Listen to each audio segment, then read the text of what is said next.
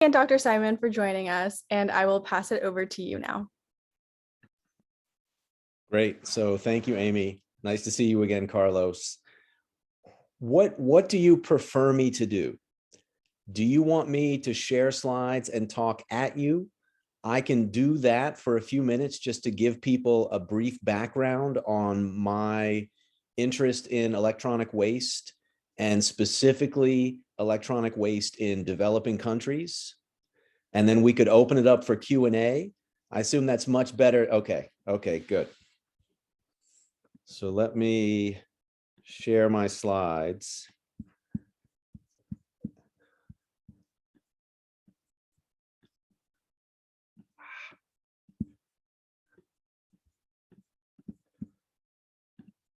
Okay, so unless you tell me differently, I assume everybody can see my slides. Do the subtitles bother people? I always use them because I find that they're especially helpful for, some members of the audience, or they're always helpful for some members of the audience. So I'll give people a brief background. So when I was your age, not Carlos's age, but when I was all of the students' age, I started out open-minded as an undergraduate. And I always like to use the term open-minded. It sounds so much more healthy than undecided. Undecided means somehow you're procrastinating. I started out open-minded, thinking I wanted to be a political science major, and took a geology class my first semester with the intent that that would eliminate my lab science requirement and I would be done with science forever. And that class completely changed my entire life. That class was taught by an instructor who told stories in every lecture and made ecology, environmental science, earth science, he really made it come alive in ways that were tangible for me as a 19-year-old undergraduate at the University of Maryland. And I switched my major to geology and chemistry and have never looked back. And I say that because a lot of students, depending on your year at NC State, you may also be open-minded and you may find something all of a sudden really interests you that you didn't even know existed as a possible career yesterday. And you should always be willing to take chances. So if there's any advice I would give you as students, I'll say it now so I don't forget to say it later. Take chances and do things.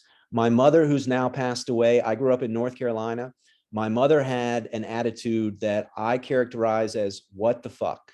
And I know we're not supposed to curse, but her attitude with life was what the fuck. There's no such thing as luck.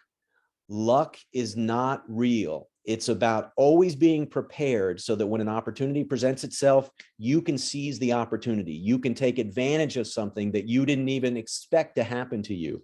And that's what I've done. And that's what I really enjoy doing with students at the University of Michigan. So the screen here, you're looking at 6 amazing young adults who are about 4 to 6 years older than you, depending on your birth year. And in the early winter of 2016, I got some funding with a collaborator here at the University of Michigan to take a group of students to West Africa and do research with me for the summer. And what I did is I put a call out for students from our entire college. So we're the College of Literature, Sciences, and the Arts. We have all of our natural sciences, geology, chemistry, biology, all of our pre-med majors, cellular and molecular biology, physics, astronomy, all of our humanities and all of our social sciences are under one college. And these 6 students applied, and I'll just, you can see my cursor, tell me if you can't, but among these 6 students, Jason Toway here was an undergraduate in environmental studies. Ann Canavati was an undergraduate with a triple major in international relations, Near Eastern studies, and environmental studies. Eric Eberhardt in the back here was a double major in environmental studies and film. So his goal is to become a documentary film major. Jess Hicks on the right over here was an undergraduate environmental science major. Mark Finley was an environmental science major, and Liz Oliphant was an undergraduate oceanography major.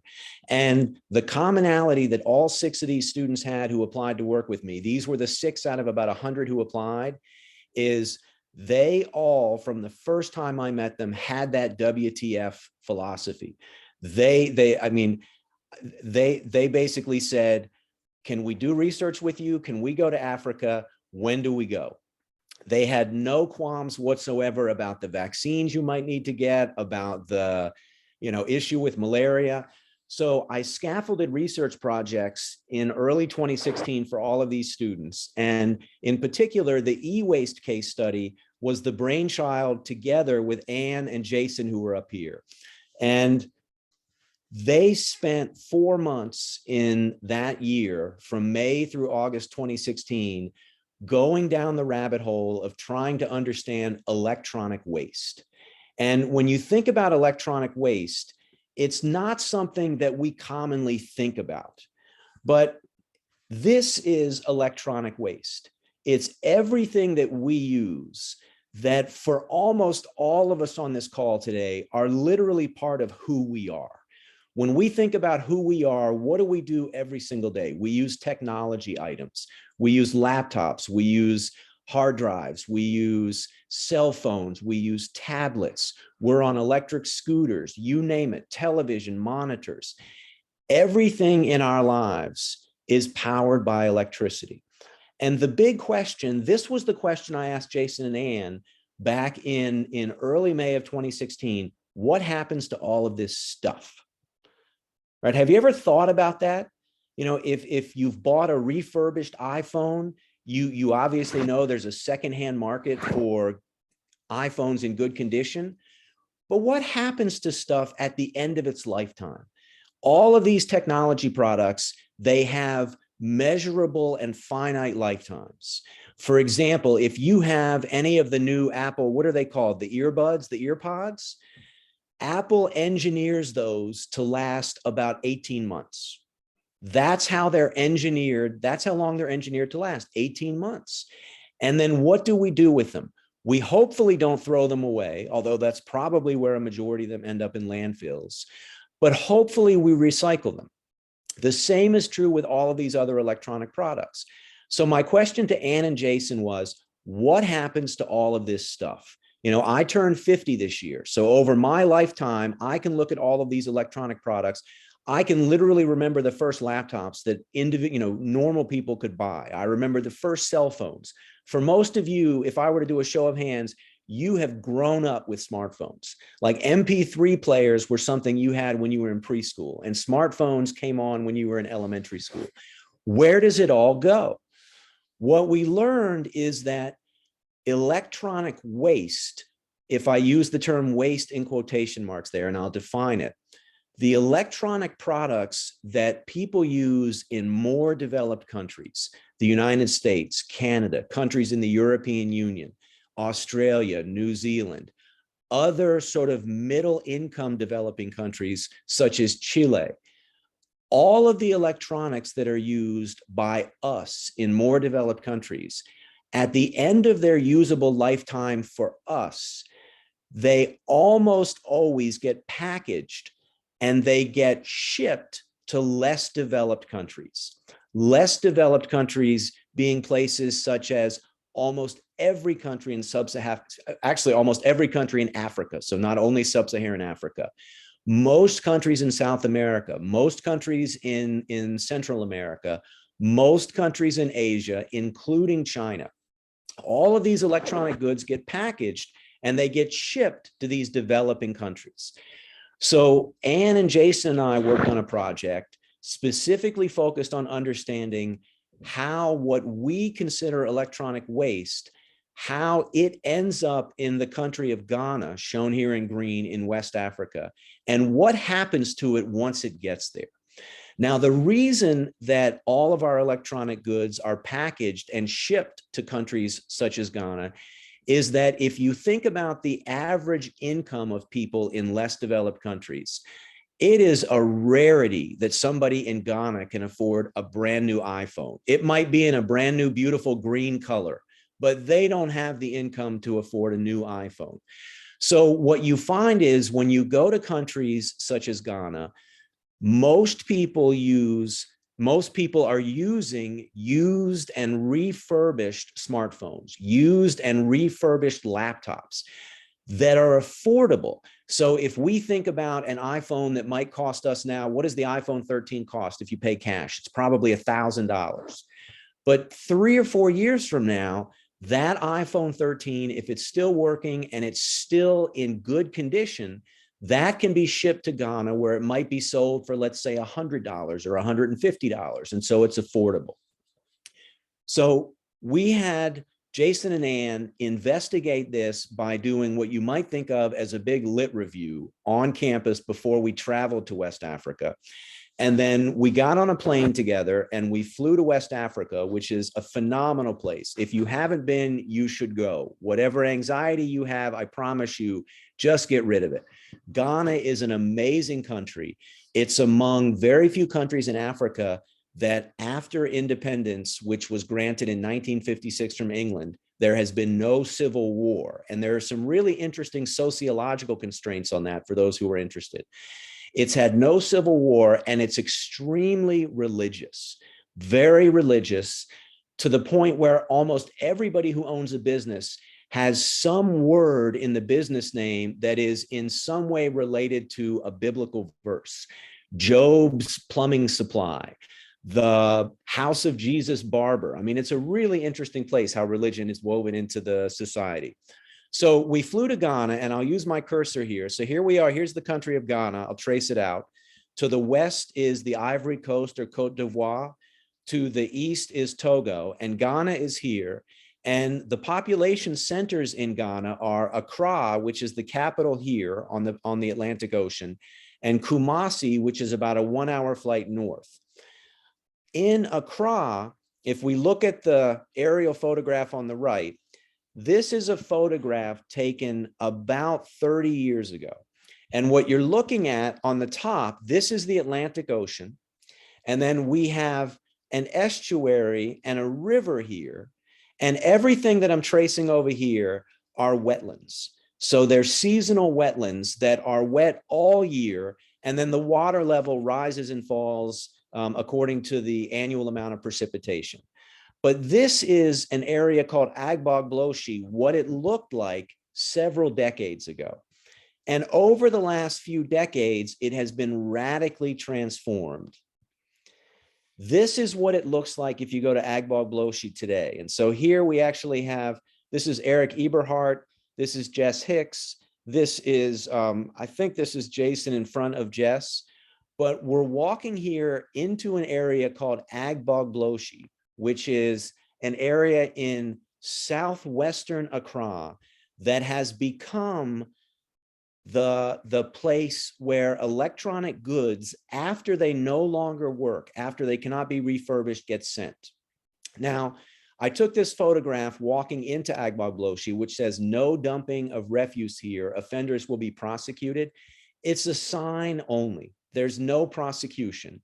And what has happened over the last few decades is the electronic goods that are shipped into Ghana, they have to, by international treaty, they have to work or they have to be repairable, meaning that you're not allowed by international treaty to simply ship electronic waste.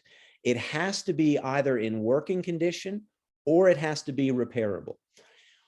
After it has been used in Ghana for 3 months, 6 months, 9 months, a year, and it no longer works, it's no longer repairable or refurbishable, what happens is it ends up finding its way to Agbogbloshie, and I'll walk you through the system of what happens.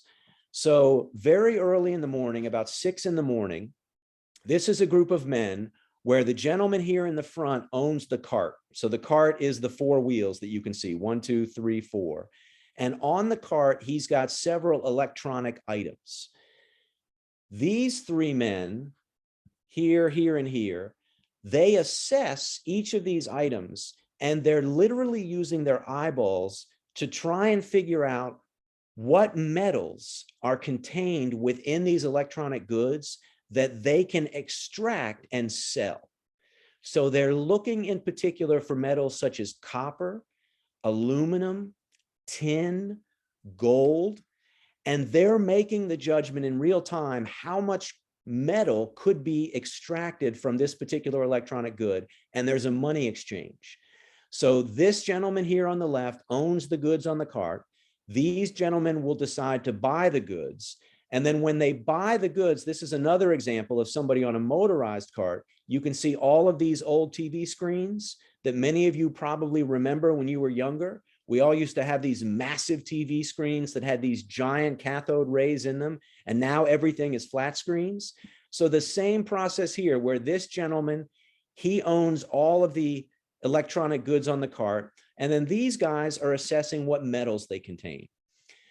After they buy the electronic goods on the outside of Agbog Bloshi, which is literally walled off, as you can see with the cinder blocks, those electronic goods get brought inside Agbog Bloshi. And this is what it looks like when you walk around. You see goats, you see chickens, you see cows, you see trash everywhere. There's no municipal trash collection. So unlike what most of us are used to, where every Monday you take your trash out and somebody magically takes it away, or whatever day of the week that is, that doesn't happen in Ghana. What you're looking at here in the background, you can see cows. These are cows that are raised for human consumption. They're foraging for food among the trash. And then behind them, you see smoke, you see fire, and then you can see, I'll trace out here, 1, 2, 3, 4, 5, you see human bodies behind that smoke.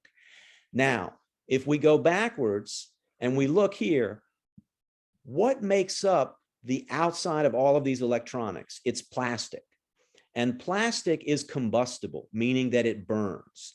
So what happens is that all of that plastic casing on electronic goods is literally burned to get rid of it, because what the goal of the people is to get to the metals that are on the inside of the electronic goods. And so in order to do that, you have to get rid of the plastic. The easiest way to get rid of the plastic is literally to burn it. Notice that these are all men. They're all standing around. They have no respirators on. There's no protection whatsoever from the combustion. So this is literally burning plastic that's wafting right past them, and they're breathing this in. So it's a public health nightmare. After all of the plastic is burned so that you can get to the metals, then there typically is another exchange of the electronic products. So now you've got the circuit board, you've got the wires. The wires typically also have plastic on them. And so this is a group of men that we met and talked with. Here's Ann here and Jason. And we learned how they separate the metals that are contained within plastic sheathing. And so here's somebody who's assessing metals in sheathing. Here's somebody walking with plastic, and another fire that we saw when we were there. I mean, it's truly horrific. You know, anybody here who's ever had a campfire, what happens when the smoke blows in your face? You naturally move. But here there, in essence, is no choice. This is the local economy for people who live there. So this is one of the gentlemen we met. And what you can see is he's got a plastic case here for the sole purpose of essentially holding the copper wire that he's separating from plastic, from electronic goods where the plastic has been burned away. And so what he does is, listening to music, he's using a rock, and he essentially is breaking up copper wires that have that plastic sheathing on them. If you've ever seen copper wires, for example, in a socket, or copper wires behind an outlet in your house, he's literally with his hands breaking them apart. There's no OSHA, there's no safety regulations. And then what he does is, as he breaks these apart, he eventually, if you look carefully here, you can see this copper color. He's able to eliminate all of the plastic by burning it. And so he then sells that copper. And when we were there, this was August 2016, we estimated that he was going to sell this bag of copper for about $7. And that would be the result of probably 2 to 3 days worth of work for this gentleman, simply sitting there and banging all of the copper wires. Another metal that people recycle there is tin. So this is a gentleman with his daughter, and they will extract tin and then aggregate that tin and melt it and pour it into molds where they can use that tin to boil water. One of the dangers here is that in addition to tin being present, there's also lead and sometimes mercury present. So when people boil water in these, or they use these to heat water to make soup, there is a tremendous amount of heavy metal contamination that leaches into the water. And so at the University of Michigan, we actually have some collaborators in the School of Public Health who are working in this area to try and inform the residents of the potential dangers of the metals that they might consume by using these recycled metals. We published this work, so I'm not sure if anybody here has had a chance to look at this, but we published this as an interactive case study. The title is here, What is the Solution to Ghana's E-Waste Dilemma? Since we worked on this case in 2016, there has actually been an update to the international regulations, and it's now much stricter in terms of shipping manifests. The shipping regulations are much stricter. In 2016, what we learned is there's a lot of electronic media that gets shipped from developed countries such as the United States to less developed countries where it just simply gets landfilled. And so now the regulations seem to be catching up.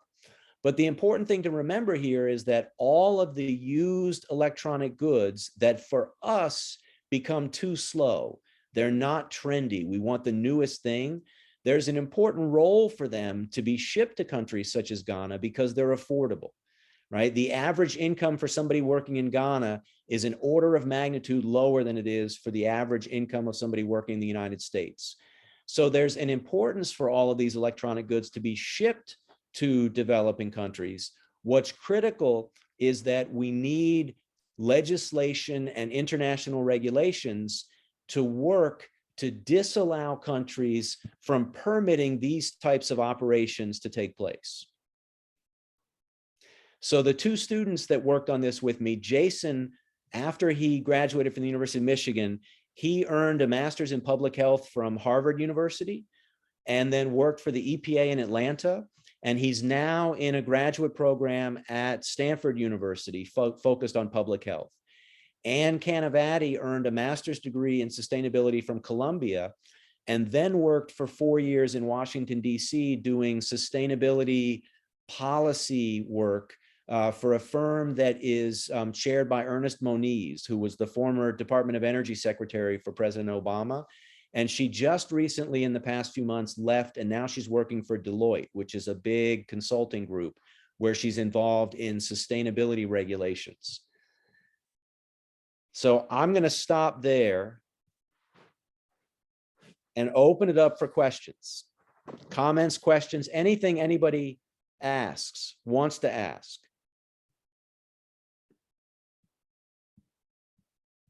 Not being bashful, people can unmute and ask. And I assume everybody who's got their video off, it's because you're just completely engaged in the moment and focused.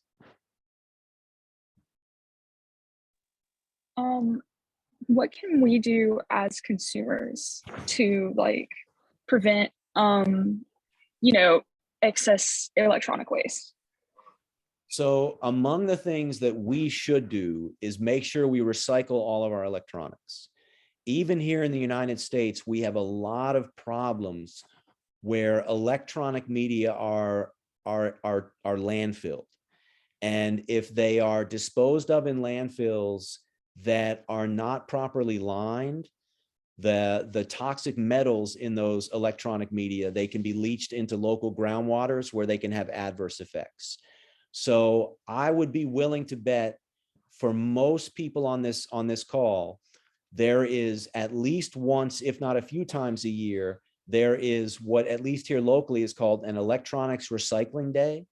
And our city of Ann Arbor does this at several of our local high schools, where you can show up with your old television, your old vacuum cleaner, whatever it is that plugs in, and they will then recycle them properly. There's no fee for that.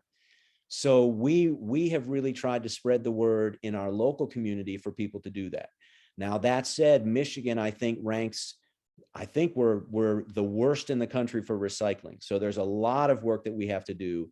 And in fact, our governor's office just this week announced new grants that they're providing for small municipalities around the state to in essence, economically incentivize them to recycle.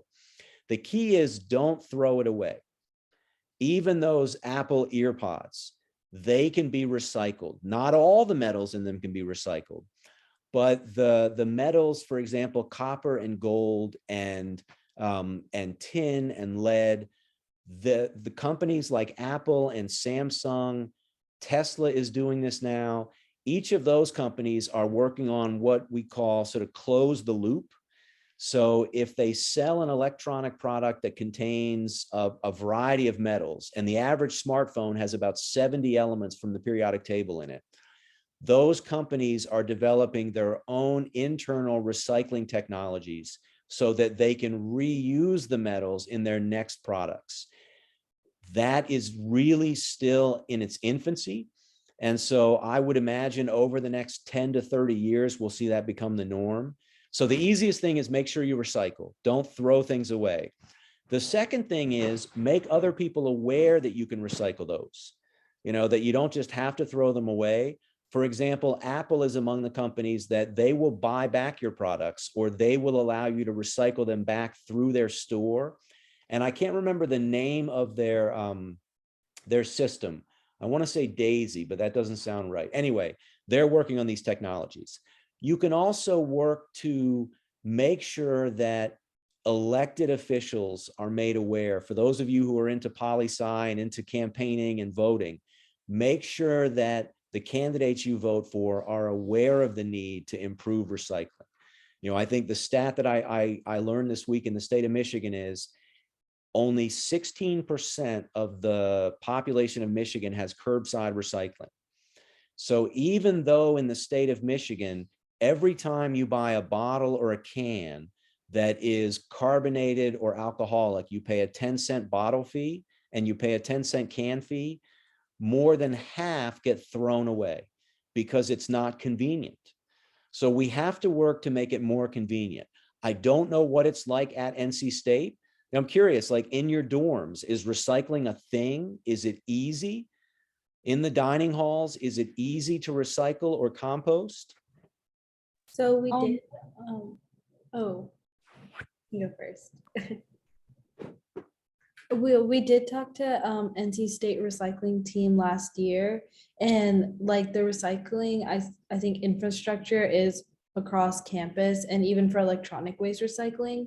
However, like when you do first come into state and you have your orientation, they don't mention anything about recycling. And I really think that the recycling team should have at least like a mini presentation or send out a video that all first years have to watch, just so it can make it easier to know what you compost, where they are, like what you recycle and what's trash, just so that's easier when it does get to the recycling facility, so more can get recycled.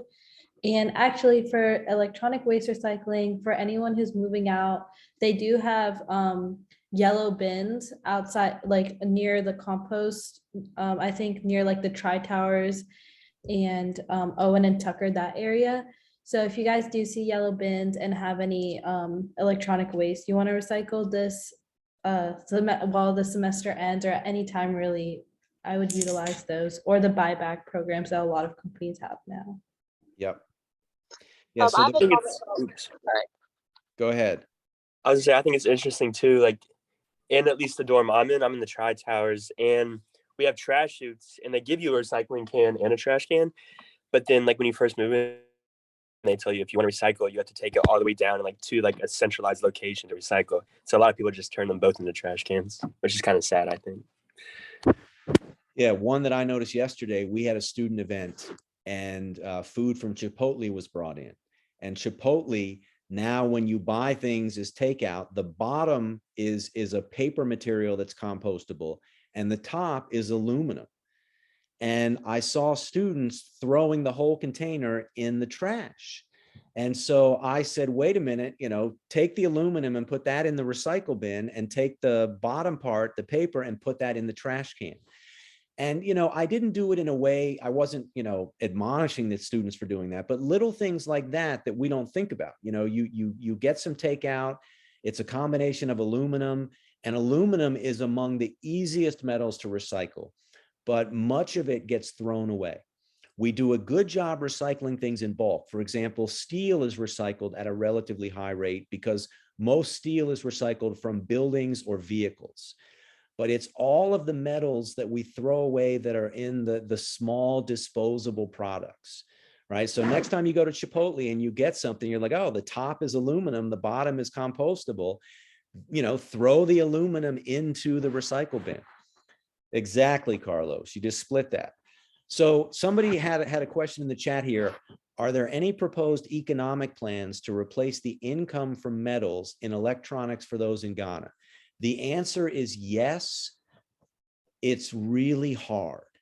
So one of the things that I didn't talk about is that a majority of the people in this area, Agbogbloshie in southwestern Accra, a majority of people who are involved in this sort of informal recycling of metals, artisanal smelting, as some people call it, many of them are men from central and northern parts of Ghana who come to Accra and do this only part of the year.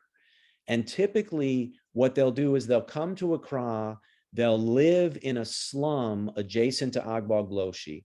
And a slum is exactly like what you can imagine a slum is. It's not camping at KOA.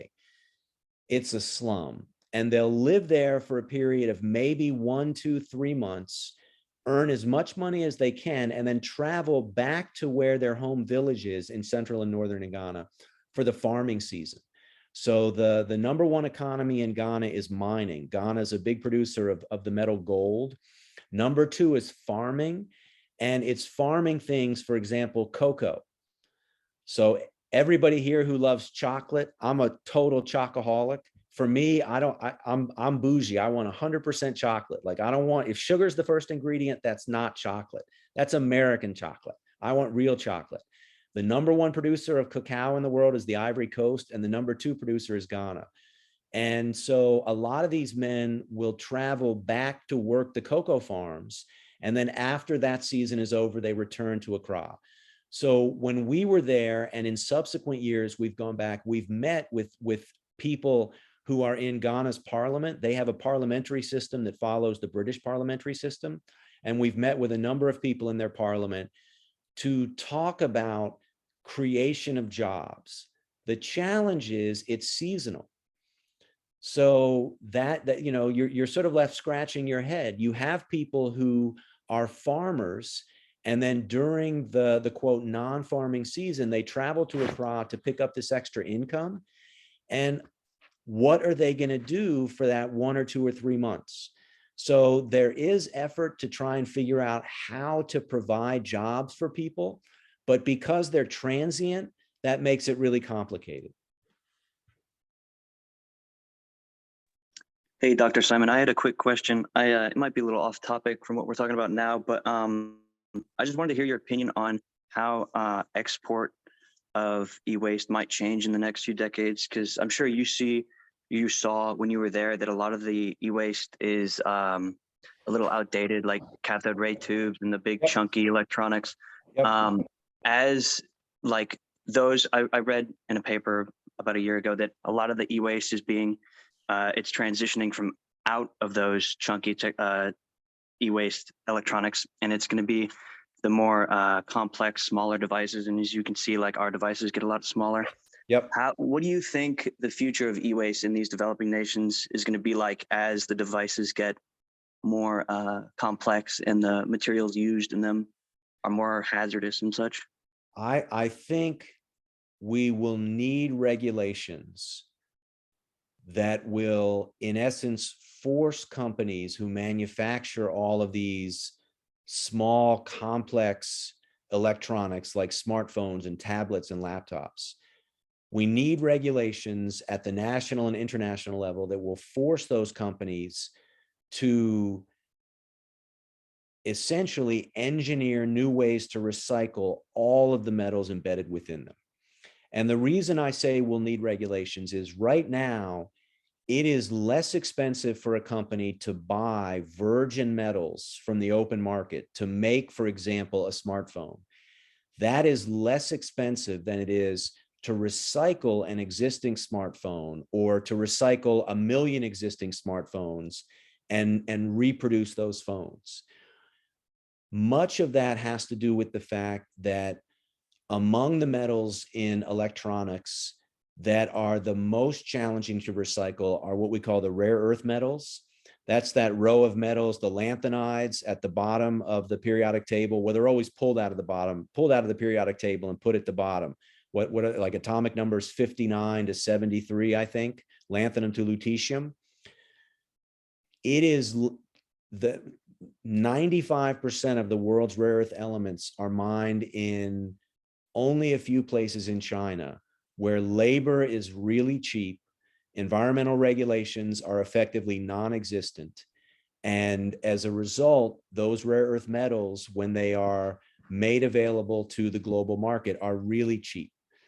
So I don't think we're going to see all companies moving to recycle in the absence of regulations. Thanks. A follow-up to that might be like, I know that the Basel Convention a couple years Yep. ago, or maybe even a decade ago, put export weight limits on e-waste and Yep. like full off like restriction of export to developing nations. Back to the chunky electronics, devices are getting smaller and more complex, which means they're lighter. So they're going to be even more toxic. And As there was an update to the Basel Convention, I think in 2019, that has made the language around exporting electronic goods much more clear. So now there is language that effectively disallows entirely exporting any electronic goods that are not in what are defined as good working conditions.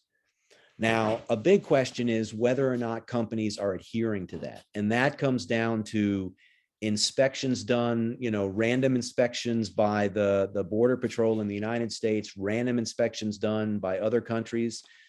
Some of the worst news in the last few years was, for example, out of China, where a lot of not only electronic media, but a lot of paper and plastic that were supposedly being recycled in the United States were essentially being shipped to China and then landfilled.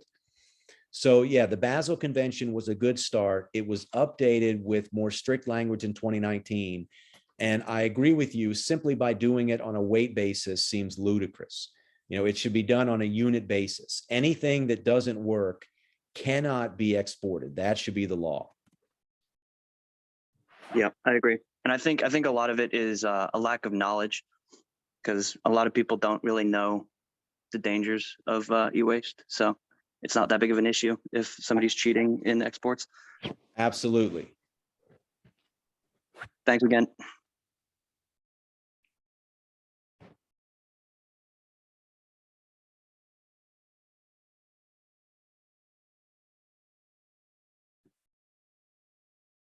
Oh, somebody says, I love the play that goes wrong. That is a good play. If you ever have a chance to see it, it's really, really good. We were lucky enough to get to see it in New York pre-pandemic. It was one of those shows where they did half-price tickets the day of, and it was great. Yeah, someone else asked, is Ghana observing higher rates of cancer or other diseases than other countries, if you've noticed that? Yes. I would say it is across the board, the incidence of any and all medical conditions are higher in Ghana than they are in the United States. Now, that will vary among certain populations, but that is why there's a lot of interest by schools of public health doing research in Ghana to understand the impacts. For example, the lack of clean water. So when I talk about the slum adjacent to Agbog Bloshi, there's not only not municipal waste or municipal trash service, there's no municipal water service. So the water that people consume is oftentimes contaminated. So dysentery is extremely frequent. People who live in Ghana don't take anti-malarial pills. So for any of you, if you travel, it's pretty routine that you go to your doctor gives you a prescription, you start taking 1 pill a day, typically 4 days before you go to Ghana. Maybe it's 2 days. Anyway, 2 to 4 days. And then you take them every day when you're there, and you take them for a week when you get back. And, you know, the potential for you to contract malaria is about 0%. So I think anything that you can think of as a public health issue in the United States is worse there. In particular, there is a real need to focus on children who live in these areas, because the ingestion of metals, for example, lead, children who ingest lead, we know unequivocally that that has an impact on cognitive function.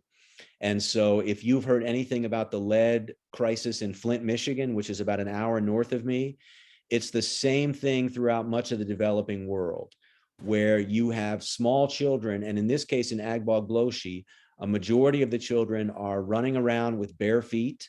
There's no running water. So there is no concept of go to the bathroom and then sing the ABCs when you wash your hands, because there's no water to wash your hands. And going to the bathroom is a left-hand event. So for those of you who know what that means, if you don't, think about that for a second. It's why you only shake hands with right-handed people. It's why everybody shakes hands with their right hand in developing countries. Let's just leave it at that. So yeah, I feel like I'm blabbering on, but yes, the incidence rate of everything is higher. And then the next question was, how did the change of shipping regulations affect the economy gained from recycling in Ghana, if at all? So at the local scale, there's no evidence that there has been any significant change. So no measurable change.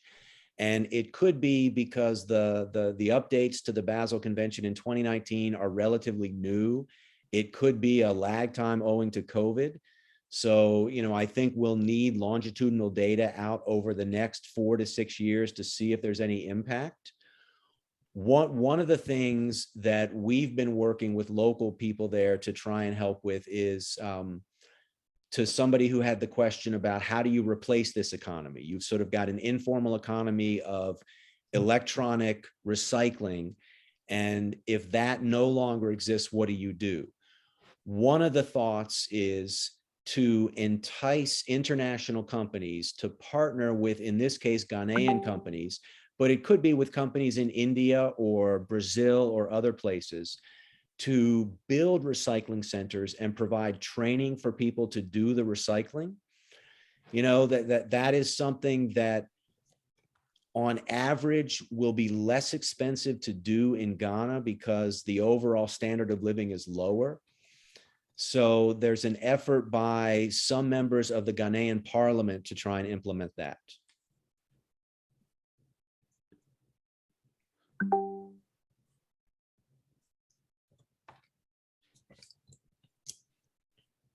Oh, was there any conflict with recording these events and the people of Ghana? Do you mean conflict with me and the people who were there? I'll take that as a yes. So yeah, it's you know, I really enjoy traveling, and I've been blessed through work to be able to travel a lot of places around the world.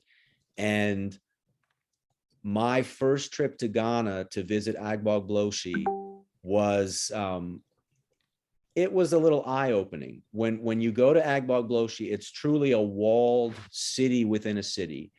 And there is, in essence, a form of mafia that exists there. And there is one person who is literally called the chairman. And the chairman runs things. It's almost like you could imagine Don Corleone in a movie. And we spent a couple of days walking around, talking with people, you know, getting permission we had local hosts as well. So it wasn't as if it was like the quote, white Americans were coming in to save the day. You know, we did our due diligence and met with people in the community.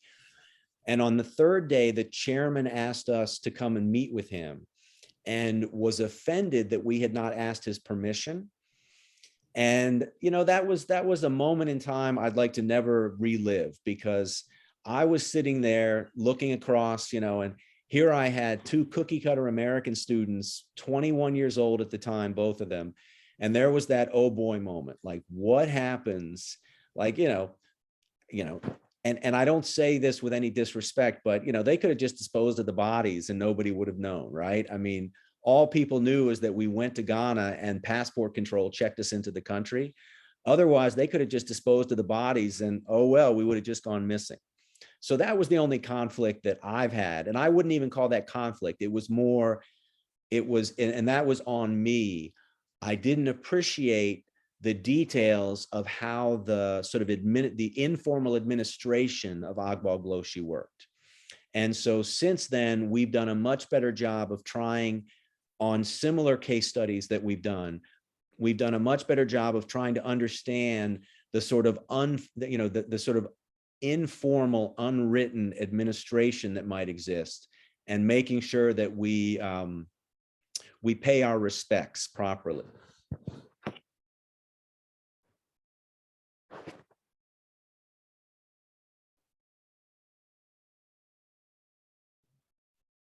I feel like in general, it's hard to get rid of like the informal economy, even though it might be unethical, just because it does provide like funding for a lot of people. And I think I think you can see that same issue in America, in like obviously not such a harsh scale, but even with like minimum wage and stuff, like some people want to raise it, some people don't, and it's just like like I feel like it's just hard to it's really hard to change policy.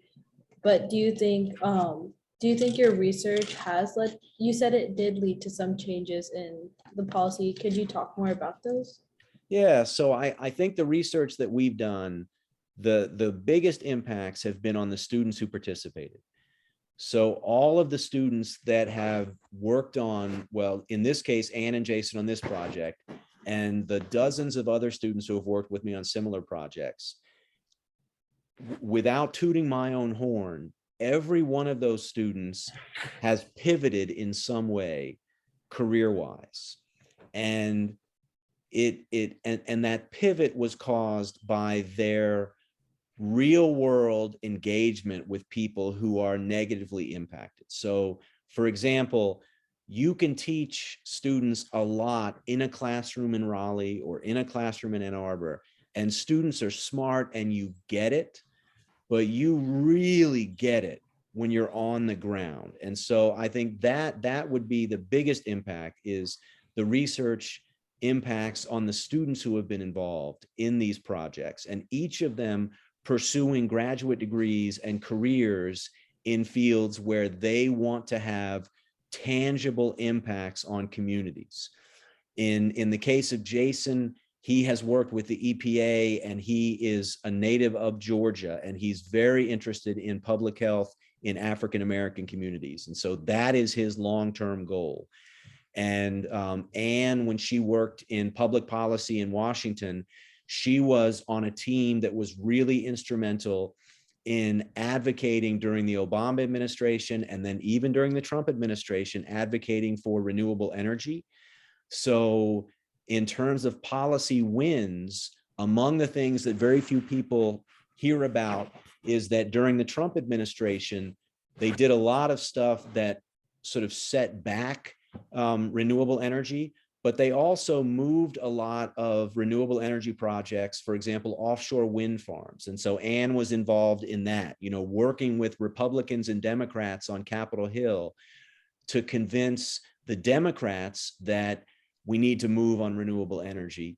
And then also figuring out how to move the needle for Republicans where they're not going to be moved by the climate crisis, right? That's a waste of your time. Anybody who thinks you're going to move a Republican to renewable energy by talking about climate crisis, give up. It's all about the economics. And so when you look at renewable energy, big policy changes have happened on that front, because the cheapest way to generate electricity now is a combination of wind and solar and small scale, grid scale battery storage. In Ghana, we're now working with one of the universities, the Regional Maritime University in Accra, and they now have a solar program at the university where they are working with international companies. One is out of Norway, and Norway is very progressive with respect to renewable energy. Something like half the people in Norway drive an EV. It's just off the charts. And electricity is super cheap because it's all hydroelectric. But at the Regional Maritime University now, they have an associate's degree program that trains Ghanaians to build small scale solar and battery energy installations. And what's really important there is, if we think about our lives today, none of you are tethered, right? Carlos, I don't want to date Carlos, but Carlos and I grew up when we were tethered to telephones. Like, I tell students, if they want to know how old I am, I can literally remember when you had to start using area codes to call people. And I can remember when three-way calling became a thing. Like, seriously, like, I could be on the phone with Amy, and then I could also call Carlos, and the three of us could talk on the same phone. That was rocket science about 1983. That was absolutely amazing. None of us are tethered to those phones now. I don't even know the last time I picked up my office phone. In my house, we don't have a landline. If you look at Ghana and similar countries around the world, they're also not tethered. So rather than build what would be an archaic telephone lines and electricity lines, the solar program that's being developed there now is all about developing what we call microgrids. So for example, if Amy's going to build a house, does Amy need her house to be connected to the grid? No. Amy can build her house so that it has enough solar panels on the roof, it has the right amount of battery storage in the utility room or the basement, and then you literally can provide all of the energy that you consume locally. Back to the products, the electronic products, now you can buy washers and dryers that are what we call smart washers and smart dryers. So for example, here at my house, even in Ann Arbor, Michigan, I have a giant DIY solar array that I built in the backyard. We drive an electric vehicle, and I've got 6 lithium phosphor iron batteries in my basement. And my solar panels charge the batteries during the day. Then at night, they charge the electric vehicle from the batteries that are charged in my basement. That's the future, right? We're not going to waste our time and money building a grid in Brazil, in Ghana, in Ivory Coast, in Cameroon, the way that we had the grid. We're going to jump past that. And I'll say when I left North Carolina in 1989, I honestly have to say, I left with I detested North Carolina, but that was also because I'd endured a lot of years of Jesse Helms, who was a senior senator who was horrific for the state of North Carolina. And God bless you if you're related to him or you have family that voted for him. I have family that voted for him. I never could understand why they voted for him. But when I go back to North Carolina now, my sister, my brother, my father still live there. I love driving around North Carolina and seeing utility scale solar installations almost everywhere now. They are really taking over the state of North Carolina, and that's the future. You know, what I think of as small scale, 1 acre, 2 acre, 5 acre plots of land that you can put solar on.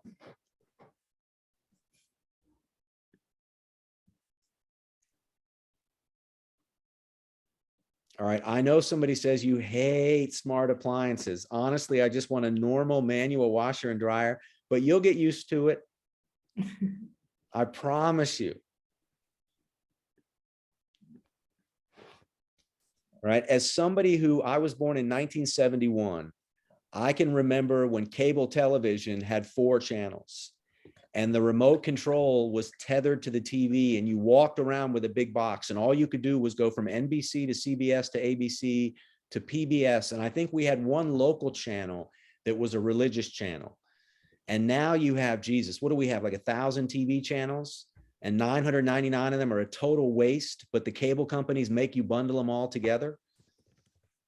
So, I think, I have 4 kids, 16, 17, 19, and 23. And the stuff that has come online in their lifetime amazes me.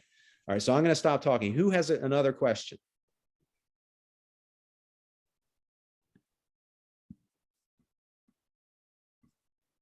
I think that those are all the questions that we have for right now, but if anyone has any questions, please feel free to reach out to us, or, you can follow us on STEM Journal Club, and we have another science sprint on Friday. If anyone's interested in that, we'll send out a Zoom link to all the participants here today, if anyone wants to come to see about that. And thank you so much, Dr. Simon, for coming to. Oh, you're speak. welcome. Hey, and my last words are, do something that is not crazy, but other people might think is crazy. I tell this to all of my undergraduates. Peace Corps is amazing. Teach for America is amazing. There are now phenomenal opportunities to work on farms in the summer. I have an undergraduate who worked on a project with me this year where he's going to live in Hawaii this summer. And he has to work 5 hours a day on the farm, 5 days a week, but they provide housing and meals. So, it's like, you have to get there. There are great programs like that all over the world. So if you take anything away from today, all of you have like 4 more lifetimes to go based on your demographic. If you don't abuse your body, you've got like 75 years before you die. That's a long time. So I hear from a lot of undergraduates like, oh, I don't have time to do that. I'm too busy to do that. Oh, I'll do that later. Here's what I can promise you. And I bet Carlos will say this, will agree with this. After you graduate and life starts, you're not going to take a summer and live on a farm in Costa Rica. You're just not. So don't rush it. So many undergraduates feel like you have to rush. I've got to get this. I've got to get that. I've got to get an internship. I've got to do this. It's like, what the fuck? Take a step back and say, you know what? Why not?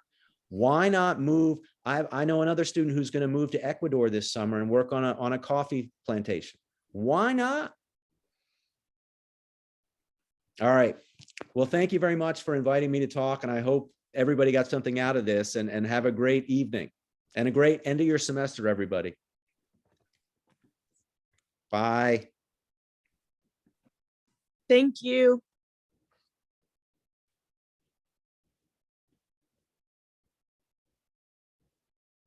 Thank you all for coming. And if you have ideas for other topics, just let us know. Incredible work. Way to organize an awesome event, ladies. Thank you. You are so impressive. Each time you do this, I am so impressed. I'm impressed. Honestly, I'm shocked a little bit. I didn't think that many people would come on a Wednesday before final. I'm not. You're doing it. You're making this happen. Well done. It's nice to know that people are actually interested, because a lot of people ask questions and stuff.